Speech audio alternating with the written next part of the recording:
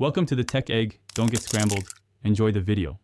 Start with a good quality pizza dough, either homemade or store-bought. In this video, I will show how to make pesto pizza at home. First, preheat your oven to 450 degrees Fahrenheit. Then, lightly flour your work surface and roll out your dough to your desired thickness, typically about 1/4 of an inch. This ensures a perfectly crispy crust. Now it's time for the star ingredient, the pesto. Spread about 1/4 cup of your favorite pesto evenly over the dough, leaving a small border for the crust. Next, sprinkle a generous amount of shredded mozzarella cheese.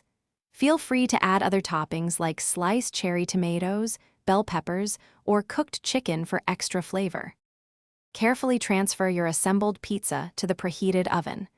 Bake for approximately 10 to 15 minutes, or until the crust is golden brown and the cheese is bubbly and melted. For an extra crispy bottom, consider using a pizza stone or a preheated baking sheet. Keep an eye on it to prevent overcooking.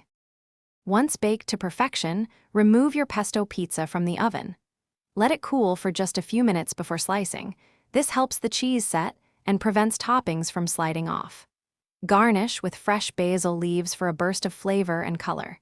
Slice into 8 equal pieces and serve your delicious homemade pesto pizza immediately. Thanks for watching. Consider subscribing if I helped unscramble your problems.